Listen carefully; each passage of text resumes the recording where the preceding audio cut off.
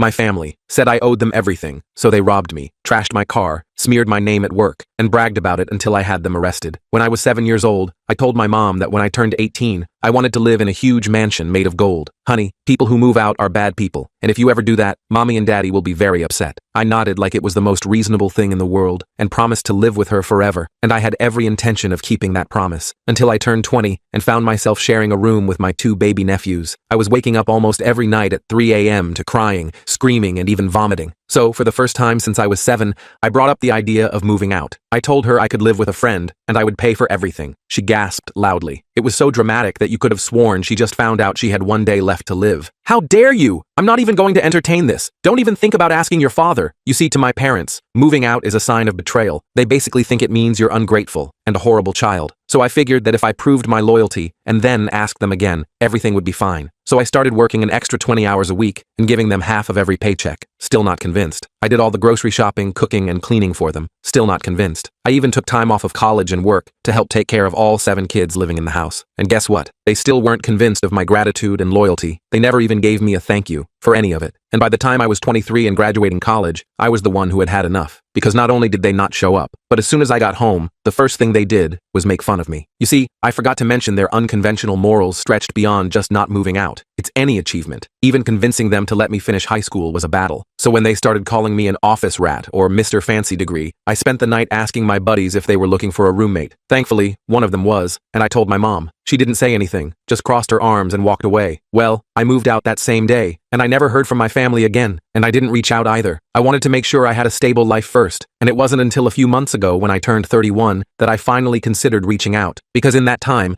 I had gotten an extremely beautiful and amazing fiancé, a nice car, and a very solid career, which meant I had enough money to not only pay off my parents' mortgage, but also to help contribute to a new house for them and the kids. As I wrote out the check for $200K, I felt a sense of pride, because I was finally able to give back to my family, show them how much I love them, and that's when I did something extremely crazy and reckless. I invited my entire family over for dinner. It was via email, and was the first time we had spoken in 8 years. My mom replied almost instantly and said they'd all be attending. My heart jumped. I really thought this was going to be the moment our relationship is rebuilt. In the days leading up to it, I did everything I could to make sure it was perfect. I planned on cooking 3 homemade recipes and even set up a little play area for the little ones. I didn't want to get my hopes too high, but as I set up, I couldn't stop fantasizing about what they might say. We loved you all along. We missed you so much, were all things I longed to hear. So when the moment finally came, and they were at my doorstep, me and my fiancée, Ella, happily welcomed them inside. My 2 nephews came, along with my 4 nieces, 3 aunts, uncle, and my parents. Aside from some small talk, the house was pretty much silent for a while. I felt so awkward that I broke the silence by taking out the fat check and handing it to them. This is for your mortgage, and some extra to help you in the future. Oh wow, my mom was the first to speak. So you think you can just abandon your family and come back with some money like nothing ever happened? I felt that familiar pain again, like a wound being poked. I'm sorry, Mom. Sorry? This time it was my dad who interrupted. Oh yeah, I'm the most ungrateful and worthless piece of crap, but hey, at least I'm sorry. He said it in a sarcastic tone to mock me. I swear I was about to start crying, but then my mom chimed back in to change the topic. She pointed to Ella before saying, I hope you're not actually with this sorry excuse for a woman. I stared at the check in my mother's hand. The smell of the freshly cooked dinners hit my nostrils. Suddenly, all my sadness and guilt was replaced with a deep, unearthing rage. I grabbed Ella's hand, shoved the adults out of the way and walked out. We got in the car and drove around the corner. Ella wasn't upset either. In fact, she was just as angry as me. We didn't say much, but she knew I was done with them. It had been building for years. Today was just the breaking point, my reality check. I knew I couldn't ignore it, that I had to do something. I couldn't finish the story in this short video, but it gets intense. They're still in our apartment, Ella finally said, checking her phone. Your mom's texting me now. She showed me the screen. My mom had somehow got Ella's number and was sending a barrage of messages, each one nastier than the last. I called Michael, explained the situation, and he offered to let us crash at his place for the night. We stopped at a convenience store for toothbrushes and drove to his apartment across town. The whole time, my phone was blowing up with texts and calls from various family members. When we got to Michael's, I finally looked at the messages. My mom was demanding I come back immediately. My dad was threatening to take what they were owed from our apartment if I didn't return. My aunt was calling me selfish and ungrateful. They were all acting like I was the villain in this story. I turned off my phone and tried to sleep on Michael's couch, with Ella curled up beside me. Around 3 a.m., Michael's neighbor knocked on the door. He looked concerned. Hey man, aren't you staying in building 1400? I just drove past and there were people carrying stuff out to a truck. I sat bolt upright. They were robbing us. My own family was robbing our apartment. Michael offered to drive us back, but I was worried about confrontation turning violent. Instead, I called the non-emergency police line. I explained the situation calmly. Unauthorized people were removing items from my residence. I didn't mention they were family. We arrived back at our apartment complex just as a patrol car pulled up. I could see my parents' old minivan and my uncle's pickup truck parked out front, both loaded with what looked like our electronics and Ella's art collection. My dad was carrying our TV down the stairs when he spotted me. For a split second, I saw something I'd never seen on his face before. Shame. Then it was gone, replaced by the familiar scowl. "There he is, officer," my mom shouted from behind him. "Our son who stole our money and is now trying to get us arrested." The police officer looked between us, clearly trying to piece together a messy family situation. "Sir, is this your residence?" he asked me. "Yes, it is. I have ID with this address, and the lease is in my name." I pulled out my wallet. While the officer was checking my ID, my mom stormed up to me. "You ungrateful child. After everything we've done for you, we raised you, fed you, clothed you, and this is how you repay us." Ella stepped forward. "Ma'am, you're currently stealing from our home. I don't think you're in a position to talk about gratitude." My mom turned her rage on Ella.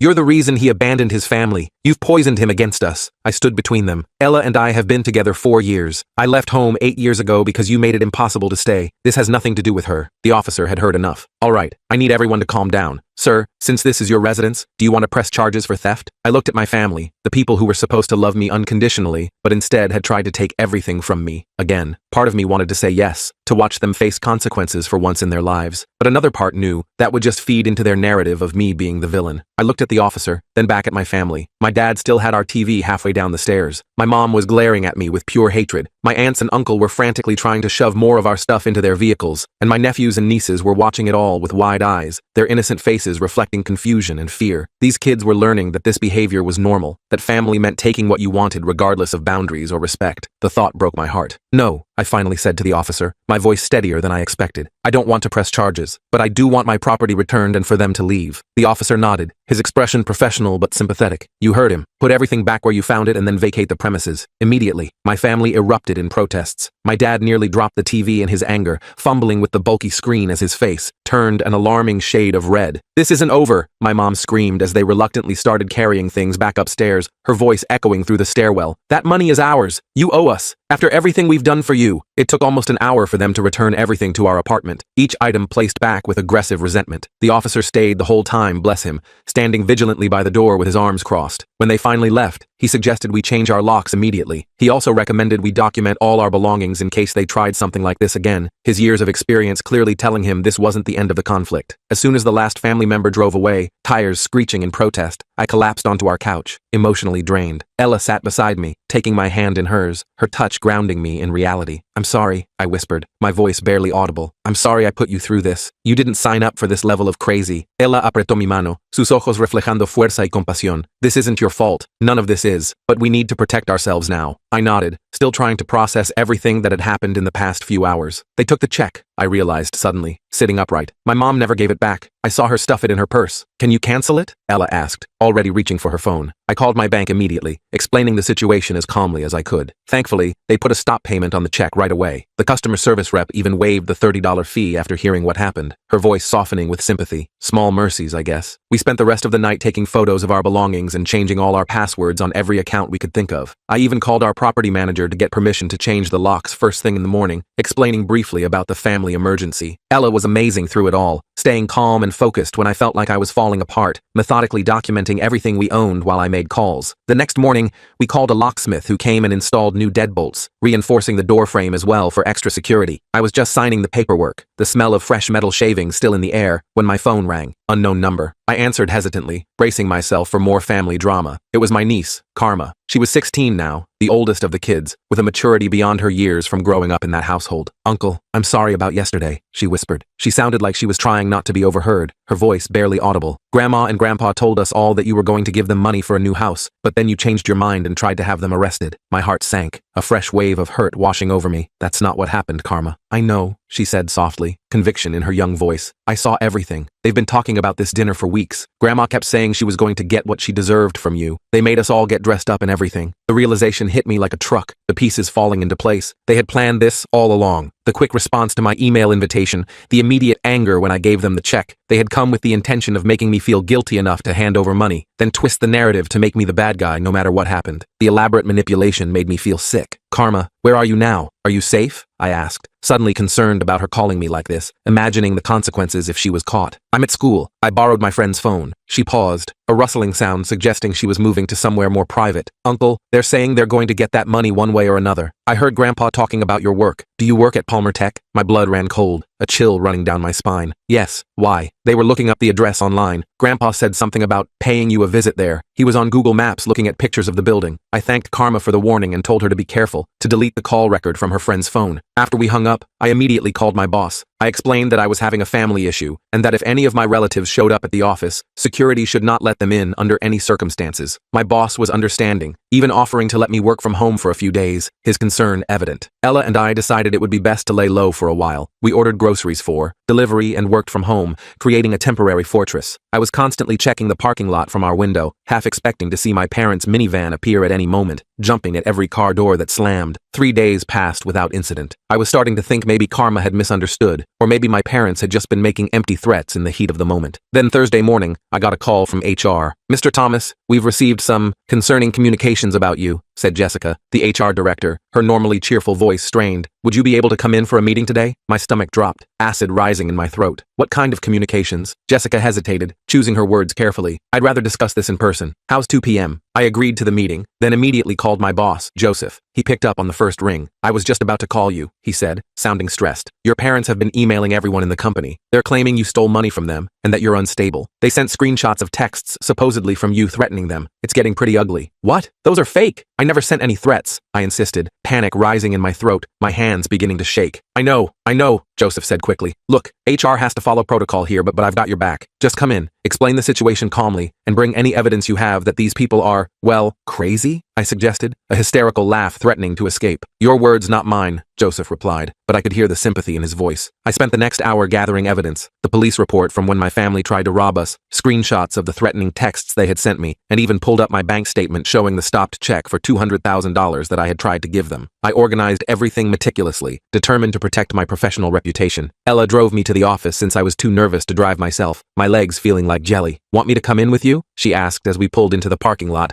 squeezing my knee reassuringly. No, I need to handle this myself, I said, trying to sound more confident than I felt, straightening my tie nervously. But thank you. I walked into the HR meeting room at exactly 2 p.m., clutching my folder of evidence. Jessica was there, along with Joseph and someone from legal, a woman I recognized but couldn't name. They had a folder of printouts in front of them, looking solemn. Thank you for coming in, Jessica began formally. We've received multiple emails from people claiming to be your parents. They've made some serious allegations against you, including theft and threatening behavior. As I'm sure you understand, we have to address these claims. I took a deep breath, centering myself. I understand, and I appreciate you giving me the chance to address this. My parents and I have a complicated relationship. I recently offered them financial help, which they took, but then became angry when I wouldn't give them more. Now they're retaliating. Let me show you what actually happened. I went through the entire story, showing them my evidence as I went. They listened attentively, occasionally asking clarifying questions, their expressions shifting from concern to understanding. When I finished, there was a long silence, the tension in the room palpable. Well, Jessica finally said, exchanging glances with the others, this is certainly a unique situation, but based on your performance history and the evidence you've provided, we have no reason to doubt your account. Relief washed over me, my shoulders dropping several inches. Thank you. That said, she continued, straightening a paperclip on the table, we need to address the ongoing disruption. These emails are flooding our inboxes and affecting business operations. The legal representative spoke up, her voice crisp and professional. We can send a cease and desist letter to your parents, making it clear that continuing to contact the company will result in legal action. This would come from the company, not from you personally. I nodded gratefully. I think that would be best. Joseph clapped me on the shoulder as we left the meeting, the gesture supportive and reassuring. Don't worry about this affecting your position here. We all have family drama sometimes, though yours is, he trailed off, searching for a diplomatic word. A complete nightmare? I suggested, managing a weak smile. He laughed. Something like that. I thought that would be the end of it. The company sent the cease and desist letter, and the emails stopped abruptly. Ella and I started to relax a little, the constant tension beginning to ease. We even went out for dinner one night, our first time leaving the apartment together in over a week, enjoying a quiet meal at our favorite Italian place. That was when things got even worse. When we got home from dinner,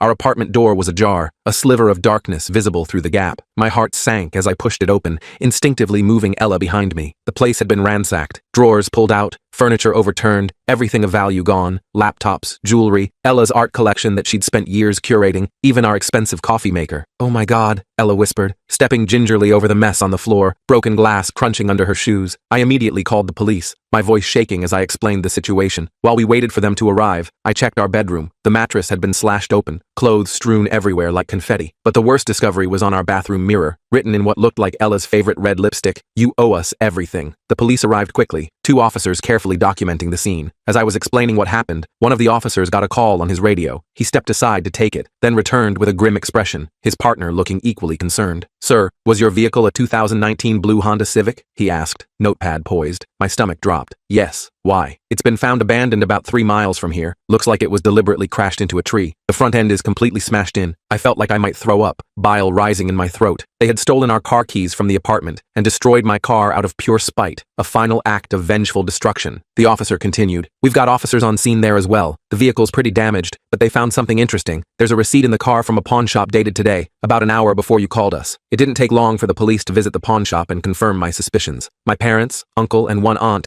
had sold most of our valuables there, caught clearly on camera. The security camera footage showed them clear as day, my father even smiling as he pocketed the cash. Between the break-in, car theft, and pawn shop evidence, the police had enough to arrest them for felony charges, but they couldn't find them. My family had apparently skipped town right after pawning our stuff, vanishing like smoke. The next few days were a blur of insurance claims, police reports, and trying to piece our lives back together. Our renter's insurance covered most of the stolen items, but the emotional damage was harder to quantify. Ella was jumpy every time she heard a noise in the hallway, her eyes constantly darting to the door. I couldn't sleep for more than an hour without waking up in a panic, drenched in sweat. A week after the break-in, I got a text from Karma again. "Grandparents staying at Uncle Robert's cabin upstate. They're bragging about what they did. I'm scared." I immediately forwarded the message to the detective handling our case. Within hours, they had dispatched officers to the cabin and arrested my parents, aunt, and uncle. The relief I felt was overwhelming, but short-lived, because now came the hard part, deciding whether to press charges against my own family. The detective explained that with the evidence they had, my family was looking at serious jail time. Part of me wanted that, wanted them to finally face consequences for their actions, but another part of me thought about the kids, especially Karma. What would happen to them if all the adults went to prison? I spent a sleepless night weighing my options, staring at the ceiling as Ella slept fitfully beside me. In the morning, I called the detective. My decision made. "I want to press charges," I said firmly, "but I'm concerned about the children in the household." The detective assured me they would coordinate with Child Protective Services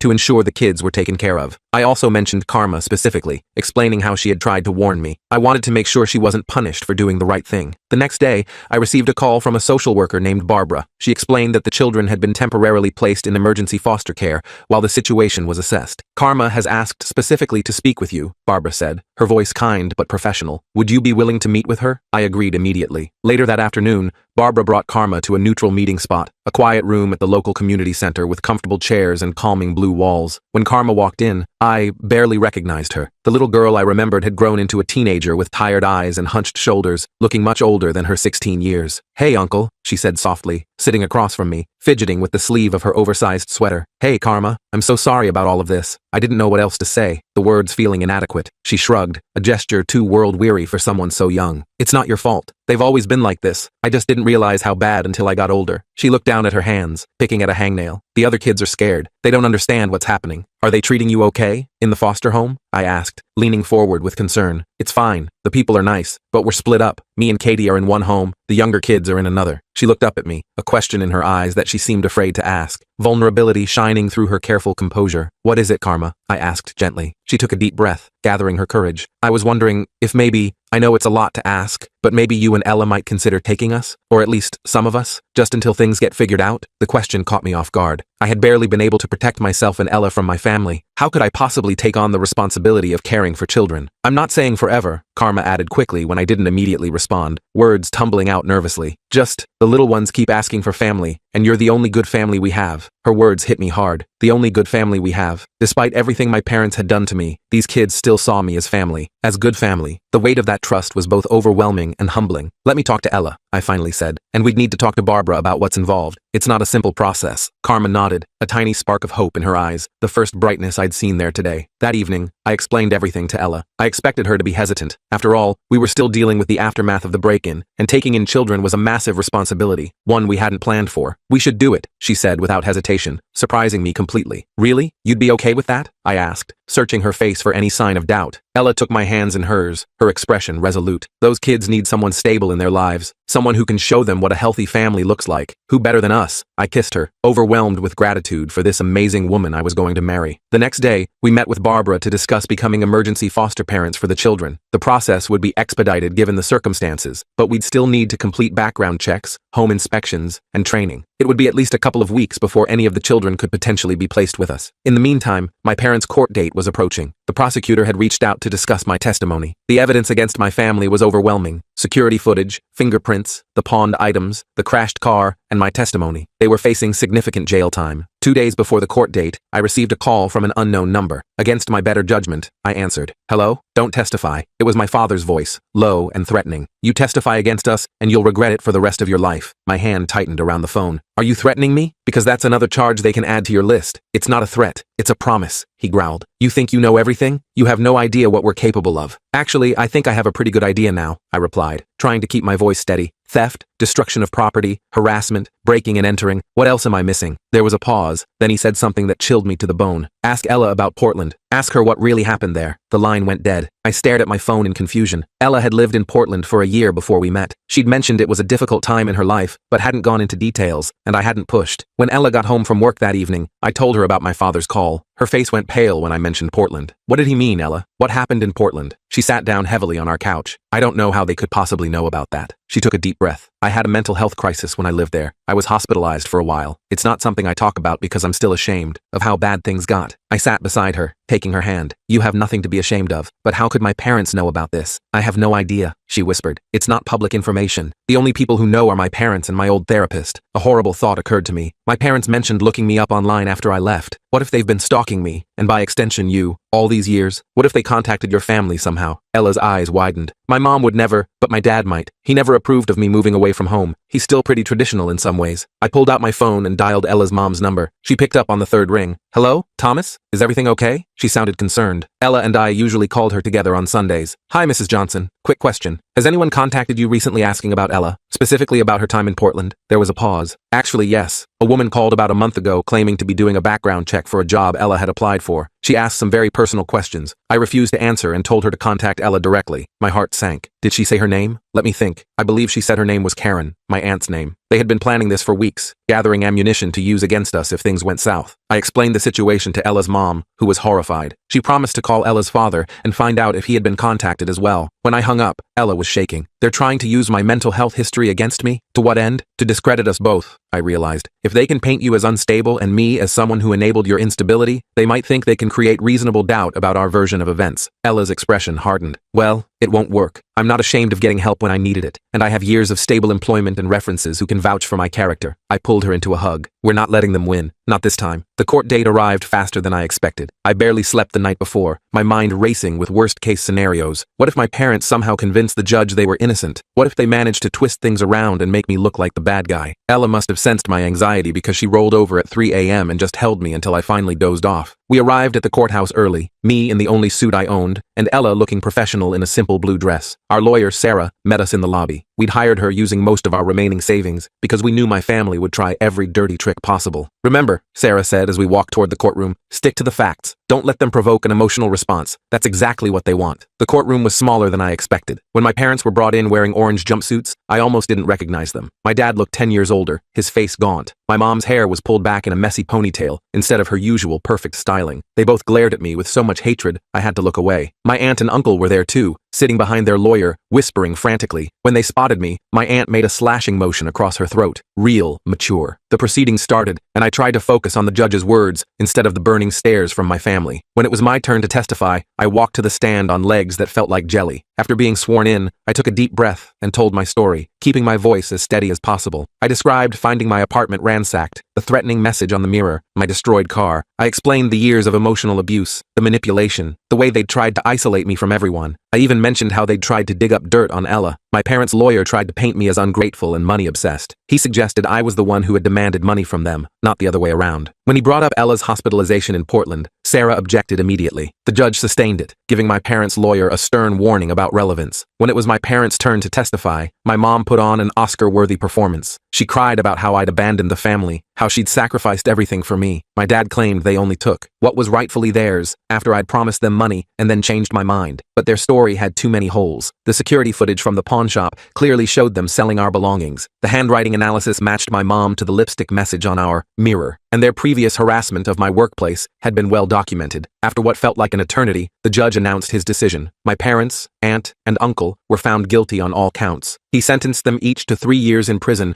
with the possibility of parole after 18 months. They were also ordered to pay restitution for everything they'd stolen and damaged. My mom screamed when the sentence was read, lunging toward me until the bailiff restrained her. "This is your fault," she shrieked as they led her away. "You've ruined this family." I sat there frozen until the courtroom had cleared out. Ella apretó mi mano, trayéndome de vuelta a la realidad. "It's over," she whispered. But it wasn't quite over. We still had the kids to think about. The next few weeks were a whirlwind of paperwork, home inspections, and foster parent classes. We moved to a larger apartment with 3 bedrooms and started preparing for the children. Karma would come first, then hopefully the younger ones once we got settled. Barbara, the social worker, was amazing through the whole process. She fast-tracked our application and helped us navigate the complex system. When she told us we'd been approved to take Karma, I nearly cried with relief. The day Karma moved in was both terrifying and wonderful. She didn't have much, just 2 duffel bags of clothes and a backpack with some books. When she walked into her new room, which Ella had painted light purple and decorated with fairy lights, she just stood there staring. "Is it okay?" I asked nervously. "We can change it if you don't like it." Karma turned to us, her eyes watery. "No one's ever given me my own room before." Those first few weeks weren't easy. Karma had nightmares almost every night. She was jumpy around loud noises and apologized constantly for the smallest things, taking too long in the bathroom,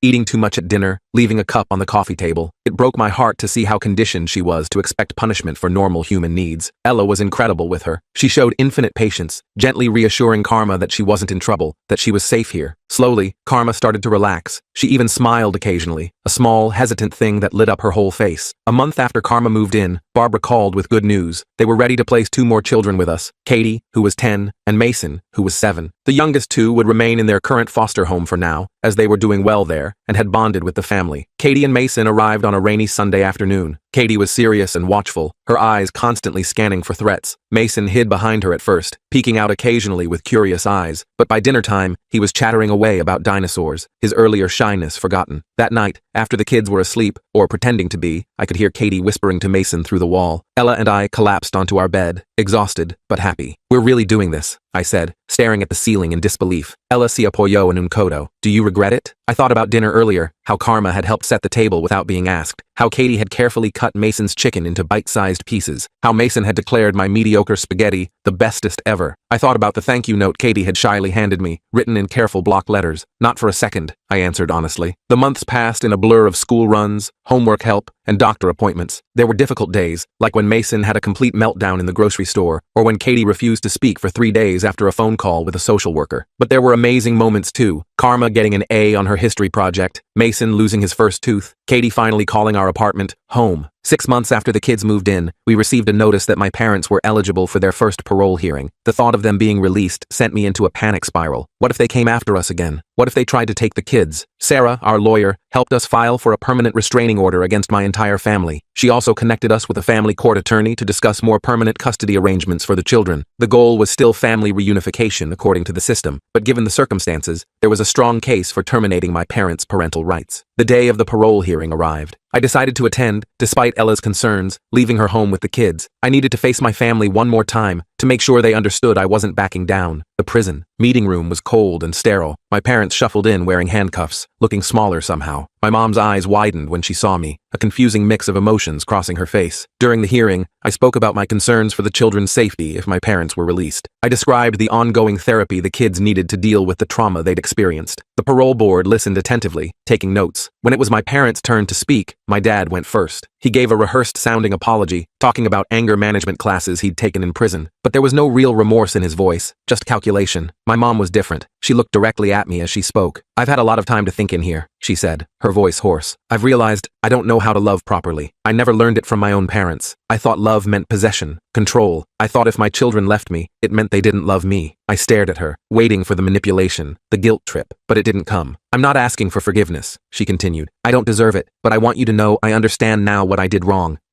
her voice broke, I hope those children are happy with you, happier than they ever were with me. I didn't know what to say. This wasn't the script I'd expected. For a brief moment, I saw a glimpse of what might have been if she'd gotten help decades ago, but it was too late now. Too much damage had been done. The parole board denied their release, citing the seriousness of their crimes and ongoing safety concerns. They would be eligible to apply again in 6 months. As they were led away, my mom looked back at me one last time. I nodded slightly, not forgiveness, but acknowledgement. Then they were gone. I drove home feeling strangely empty, like I'd finally put down a heavy weight I'd been carrying my whole life. When I walked through the door, the apartment was filled with the smell of chocolate chip cookies. Mason ran to me, his face covered in cookie dough, wrapping his sticky arms around my legs. We're making surprise cookies, he announced proudly. They were supposed to be a surprise, Karma corrected, rolling her eyes but smiling. Katie appeared from the kitchen, flour in her hair. Are you okay? She asked quietly, always perceptive. I'm okay, I said, surprised to find it was true. Actually, I'm better than okay. Ella came out wiping her hands on a dish towel. How did it go? She asked, concern in her eyes. They were denied parole, but honestly, it doesn't matter anymore. They can't hurt us again. That night, after tucking the kids in, Ella and I sat on our small balcony, looking at the stars. Our wedding was a month away. Nothing fancy, just a small ceremony with close friends. The kids were thrilled to be part of it. Mason was taking his ring-bearer duties very seriously, practicing walking slowly down our hallway with a pillow. Do you ever think about how differently things could have turned out? Ella asked, her head on my shoulder. I thought about the 7-year-old me, promising to live with my parents forever. I thought about the desperate 20-year-old, trying anything to earn their approval. I thought about the $200,000 check I'd nearly given them, thinking it would fix everything. Yeah, I said, but then I wouldn't have you, or the kids. I wouldn't trade this for anything. Ella smiled, taking my hand. Inside, I could hear Karma playing her guitar softly, Katie singing along. Mason had probably snuck out of bed to join them, as he did most nights. It wasn't the gold mansion I dreamed about at 7. It was better. It was home.